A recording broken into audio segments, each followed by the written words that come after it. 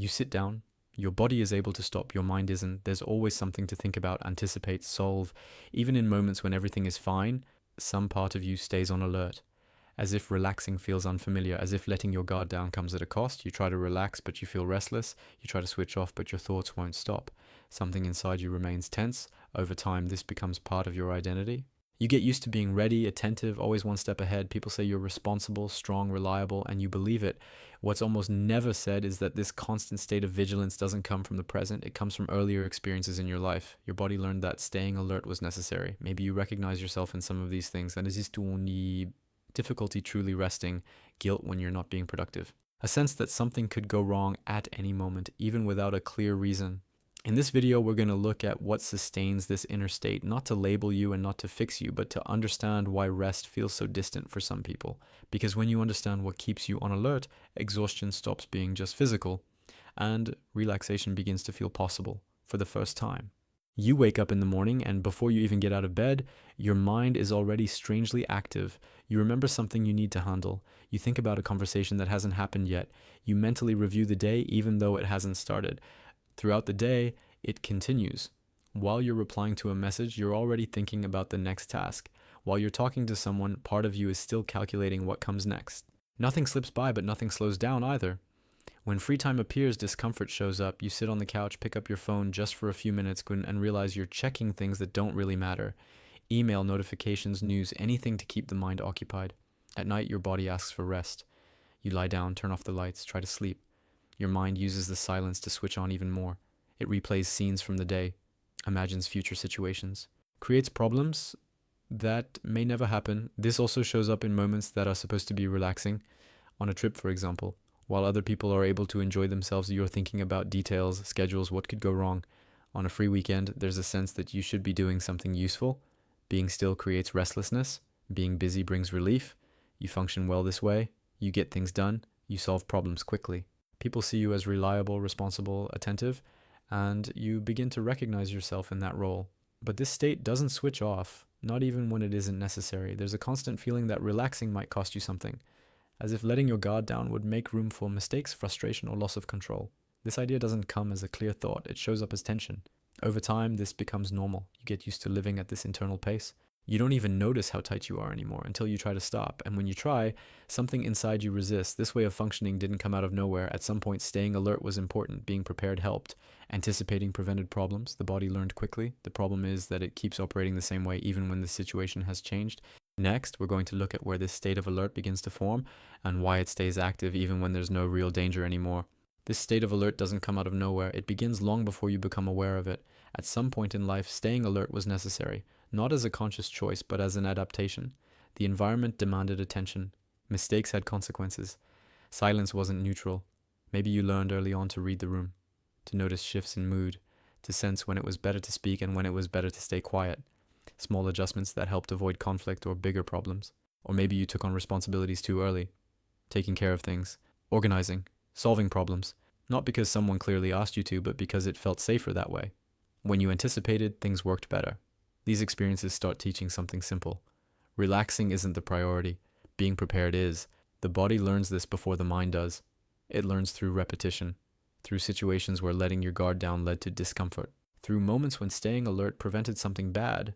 Over time, this learning stops depending on context, and thus it becomes a pattern. In adult life, the circumstances change, but the internal functioning stays the same. Even when everything is relatively fine, the body remains on alert, as if it's always waiting for the next problem. This shows up in small situations. A simple meeting turns into excessive preparation. A minor mistake triggers a disproportionate internal reaction. A neutral comment echoes in your mind for hours. It also shows up in relationships. Difficulty relaxing around people. A sense that you need to be constantly available, constantly attentive, always doing something for the other. Being present becomes effort. In moments of rest, the mind tries to fill the space. You feel the urge to organize something, plan something, resolve old loose ends. Doing nothing feels like a waste. The state stays in place because on some level it still feels useful. It creates a sense of control, of predictability, of safety. The problem is that the cost is high. The body lives in tension, the mind never truly rests, and little by little exhaustion becomes part of everyday life. What's most confusing is that this pattern is often praised. Attentive people are seen as responsible, always on people are seen as strong, and that reinforces the pattern. You start to believe that this is just how you are, that you don't know how to relax, that you were born this way, that you function better under pressure. But this state doesn't define who you are. It defines what you learned to do in order to feel safe. When you begin to see that, something shifts. The tension stops feeling like part of your personality. It starts to be understood as a response. And when a response is recognized, it can slowly be reworked. Next, we'll talk about how this affects your relationships, your decisions, and the way you live in the present, even when everything seems to be in order. Living in a constant state of tension isn't something that stays confined to your mind. It starts to show up in how you relate to the world, to other people, and to yourself. In relationships, for example, there's a quiet difficulty in truly relaxing. Even in light moments, part of you stays alert, observing, evaluating, making sure nothing gets out of control. You listen, respond, engage, but you rarely fully switch off. In simple conversations, you think before you speak. You weigh your words. You analyze reactions. Later, you mentally revisit what was said, whether something sounded off, whether it could have been different. The interaction ends, but your mind stays there. This also shows up in how you help others. You anticipate, you fix things before being asked, you take on responsibilities that aren't yours, not out of clear obligation, but because the discomfort of leaving something unresolved feels worse. Over time, this becomes exhausting. The same pattern appears in decision making. You overthink. You consider every possibility. You imagine scenarios that may never happen.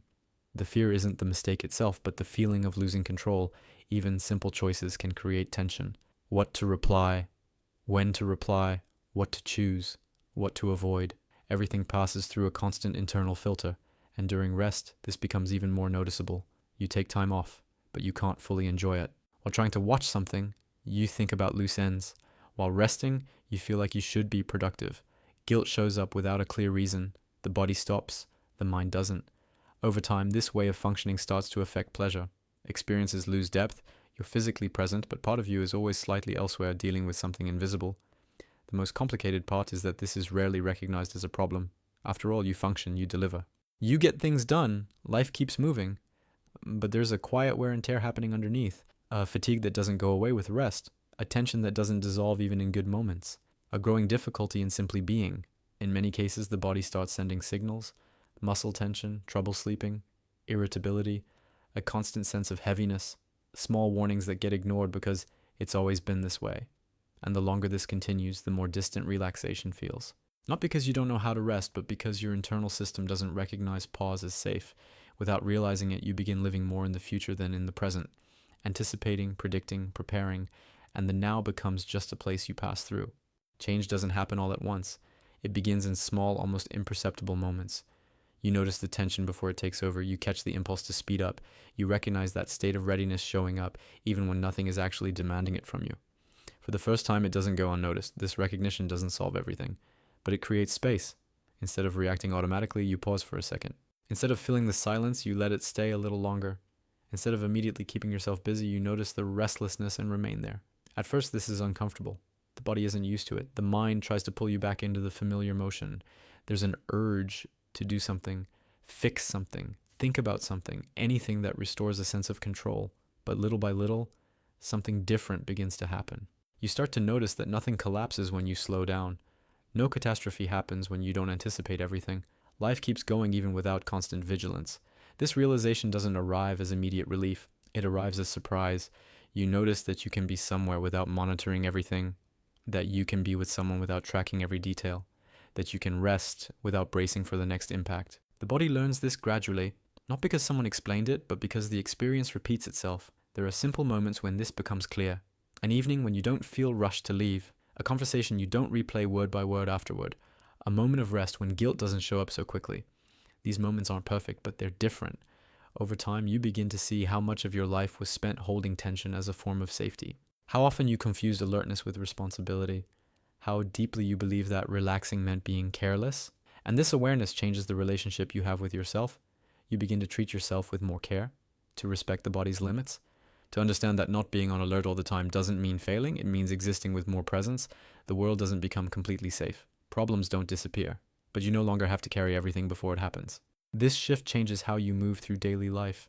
Decisions feel less heavy, relationships feel more breathable, rest begins to take up real space. You're still attentive, but not all the time. Still responsible, but without constant tension. You still function, but without living at the edge internally.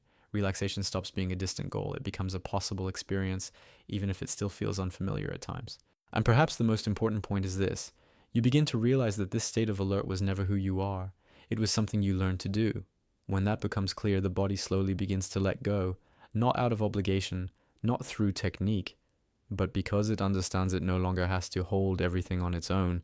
This video doesn't end that process. It simply points to it.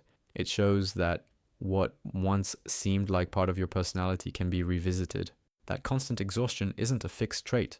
That tension doesn't have to be permanent. If at any point you recognized yourself here, if these scenes felt familiar, if this internal state is part of your life, this channel is for you. Subscribe, leave a like on the video, and follow the next pieces of content. We'll keep exploring these invisible patterns that shape how you feel, react, and live, with more clarity, simplicity, and presence. The conversation doesn't end here. It's only just beginning.